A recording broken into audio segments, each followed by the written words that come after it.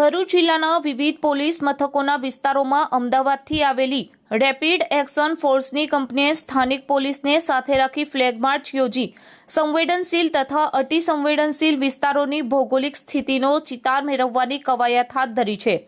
જેમાં ભવિષ્યમાં હુલ્લડ અથવા કાયદો વ્યવસ્થાની વિકટ પરિસ્થિતિ સર્જાય ત્યારે તાત્કાલિક પ્રતિસાદ આપી પરિસ્થિતિ પર કાબૂ મેળવી શકાય તે હેતુથી આયોજન કરાયું છે। ગુજરાત રાજ્ય 100 યુવા બટાલિયન રેપિડ એક્શન ફોર્સના કમાન્ડર રતુલ દાસના આદેશ અનુસાર સહાયક કમાન્ડર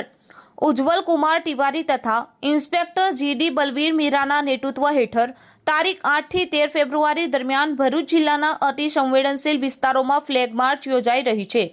જિલ્લા પોલીસ અધિક્ષક અક્ષયરાજ મકવારાના માર્ગદર્શન હેઠળ સોમવારના રોજ ભરૂચ શહેરના એ તથા બી ડિવિઝન પોલીસ મથકના સંવેદનશીલ વિસ્તારોમાં ફ્લેગ માર્ચ યોજાઈ હતી। આ ફ્લેગ માર્ચ સોનેરી મહલ પોલીસ મથકથી પ્રસ્થાન કરી કોઠી, જામા મસ્જિદ, લાલ બજાર, ચકલા તથા હજીખાના વિસ્તારોમાંથી પસાર થઈ ફરી સોનેરી મહેલ ખાતે પૂર્ણ થઈ હતી, જેમાં પીએસઆઈ અને પોલીસ જવાનો મોટી સંખ્યામાં જોડાયા હતા।